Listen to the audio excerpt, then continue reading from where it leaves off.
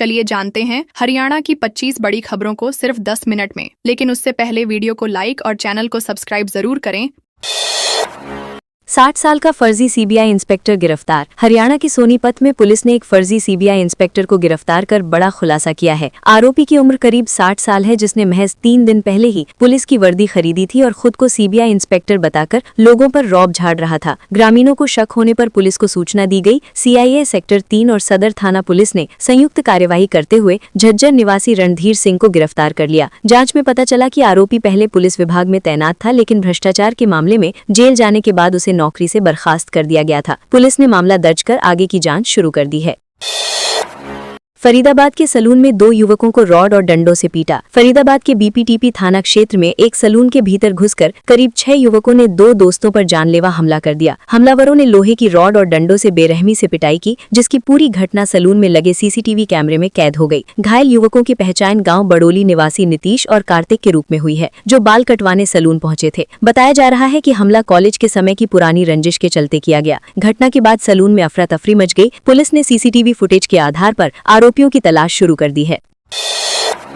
भिवानी में लूट की झूठी सूचना पर दौड़ी पुलिस। भिवानी में लूट की झूठी सूचना देकर पुलिस को गुमराह करने का अजीब मामला सामने आया है। भिवानी कोर्ट में प्रैक्टिस करने वाले एक वकील ने खुद के साथ 35 तोले सोने की लूट की फर्जी कहानी रच दी। सूचना मिलते ही पुलिस में हड़कंप मच गया और रात भर छापेमारी चलती रही। हालांकि जब पुलिस ने सीसीटीवी फुटेज खंगाले और सख्ती से पूछताछ की तो सच्चाई सामने आ गई। फुटेज में वकील अकेला ही जाता दिखाई दिया और जिन बाइक सवारों पर लूट का आरोप लगाया गया वे कहीं नजर नहीं आए। पुलिस अब झूठी सूचना देने के मामले में आरोपी वकील के खिलाफ कार्रवाई कर रही है। नारनौल में सड़क पर घूमता दिखा तेंदुआ। हरियाणा के नारनौल में गांव के पास सड़क पर तेंदुआ दिखाई देने से ग्रामीणों में दहशत का माहौल बन गया। रात के समय खेतों के रास्ते घूम रहे तेंदुए का वीडियो एक कार सवार ने मोबाइल में रिकॉर्ड कर लिया। गाड़ी की लाइट पड़ते ही तेंदुआ तेजी से खेतों की ओर भागने लगा और हॉर्न की आवाज सुनते ही झाड़ियों में कूद गया। गाँव में तेंदुए की सूचना मिलते ही लोगों ने घरों के दरवाजे बंद कर लिए। ग्रामीणों का कहना है कि इससे पहले भी इलाके में तेंदुआ देखा जा चुका है। डर के चलते किसान अब समूह बनाकर खेतों में जा रहे हैं। पुलिस और वन विभाग को सूचना दे दी गई है। गुरुग्राम में टोल फीस मांगने पर फायरिंग। हरियाणा के गुरुग्राम में टोल बैरियर पर उस समय अफरा तफरी मच गई जब टोल फीस मांगने पर स्कॉर्पियो सवार युवक ने फायरिंग कर दी। आरोप है कि युवक बिना टोल दिए बैरियर खुलवाना चाहता था। कर्मचारियों द्वारा टोल देने को कहने पर उसने गाड़ी से पिस्तौल निकालकर फायर कर दिया। जान बचाने के लिए टोल कर्मी इधर उधर छिप गए। इसके बाद आरोपी ने बूथ की ओर एक और फायर किया और बैरियर तोड़ते हुए मौके से फरार हो गया। घटना की सूचना मिलते ही पुलिस मौके पर पहुंची और कार्रवाई करते हुए 3 आरोपियों को गिरफ्तार कर लिया। पुलिस मामले की जाँच कर रही है। हरियाणा रोडवेज में किलोमीटर स्कीम की बसों पर सख्ती। हरियाणा रोडवेज की किलोमीटर स्कीम के तहत चल रही प्राइवेट बसों में लगातार हो रहे हादसों को लेकर सरकार अब सख्त कदम उठाने की तैयारी में है। कैबिनेट मंत्री अनिल विज ने साफ किया है कि आगे से इन बसों के ड्राइवरों की भर्ती से पहले कड़ा टेस्ट अनिवार्य किया जाएगा। मंत्री ने कहा कि बिना योग्यता और अनुभव के किसी भी ड्राइवर को ड्यूटी पर नहीं लगाया जाएगा। किलोमीटर स्कीम की बसों में लापरवाही और अनुभवहीन ड्राइवरों को लेकर लगातार सवाल उठ रहे थे। ऐसे में सरकार का ये फैसला यात्रियों की सुरक्षा के लिहाज से अहम माना जा रहा है। सिरसा में सैलून संचालक पर तेजधार हथियार से हमला। सिरसा में सैलून संचालक पर तेजधार हथियारों से हमला करने का सनसनीखेज मामला सामने आया है। आरोप है कि हमलावर कार में सवार होकर आए और आते ही सैलून में घुसकर संचालक को पीटना शुरू कर दिया। हमले में सैलून संचालक को गंभीर चोटें आई हैं। पूरी घटना पास लगे सीसीटीवी कैमरे में कैद हो गई है, जिसमें हमलावरों के हाथों में हथियार साफ नजर आ रहे हैं। बताया जा रहा है कि कुछ दिन पहले सैलून संचालक के बेटे का झगड़ा हुआ था। उसी रंजिश में इस वारदात को अंजाम दिया गया। पुलिस फुटेज के आधार पर आरोपियों की तलाश में जुटी है।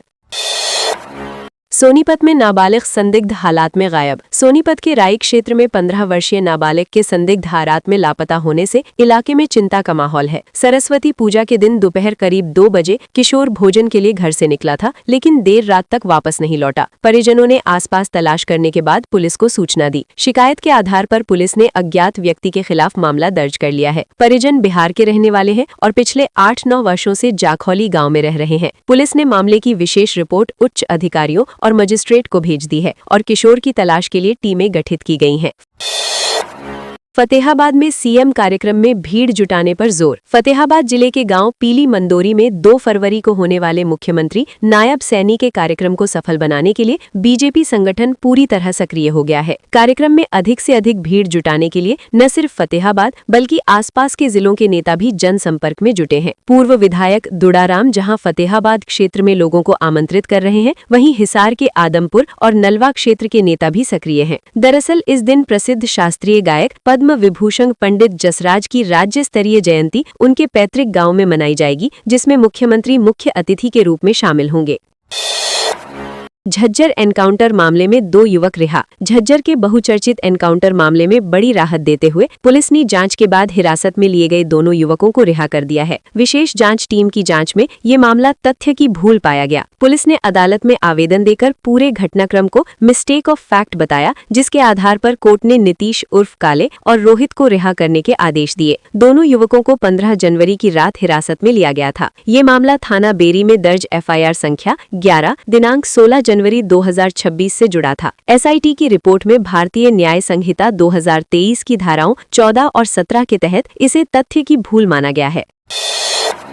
सिरसा में मंत्री विज ने 2 अधिकारी किए सस्पेंड। हरियाणा सरकार के कैबिनेट मंत्री अनिल विज ने सिरसा जिले की ग्रीवेंस मीटिंग के दौरान बड़ा एक्शन लेते हुए पेड़ कटाई मामले में 2 अधिकारियों को सस्पेंड करने के आदेश दिए। मामला डबवाली क्षेत्र के गांव कालुआना का है, जहां जलघर में पेड़ काटे जाने के आरोप लगे थे। मंत्री विज ने झूठा एफिडेविट देने पर अजय नामक व्यक्ति के खिलाफ कानूनी कार्रवाई के भी निर्देश दिए। उन्होंने साफ कहा कि अब पुलिस जाँच करेगी कि पेड़ किसके आदेश पर काटे गए। जन स्वास्थ्य विभाग के JE दीपक और गांव के सरपंच पर भी आरोप लगे हैं। शिकायतकर्ता ने कार्रवाई से संतुष्टि व्यक्त करते हुए मंत्री का आभार व्यक्त किया।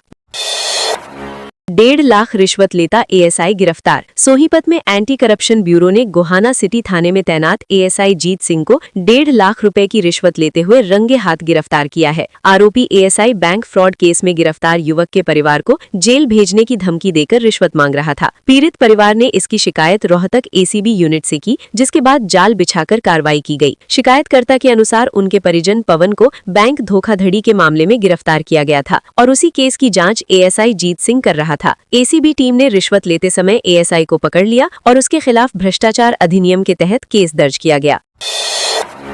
फरीदाबाद प्लाईवुड फैक्ट्री में आग। फरीदाबाद जिले के गांव पाखल स्थित dream private limited plywood factory में शुक्रवार तड़के भीषण आग लग गई। आग इतनी तेजी से फैली कि फैक्ट्री का बड़ा हिस्सा इसकी चपेट में आ गया। हादसे में एक मजदूर गंभीर रूप से झुलस गया, जबकि 2 मजदूर लापता बताए जा रहे हैं। ठेकेदार मोहम्मद कासिम के अनुसार घटना के समय फैक्ट्री के अंदर 5-6 मजदूर सो रहे थे। अचानक आग भड़कने से अफरा तफरी मच गई। 3 मजदूर बाहर निकलने में सफल रहे, लेकिन सामान बचाने की कोशिश में अलीम नामक मजदूर आग की चपेट में आ गया। दमकल विभाग ने कड़ी मशक्कत के बाद आग पर काबू पाया।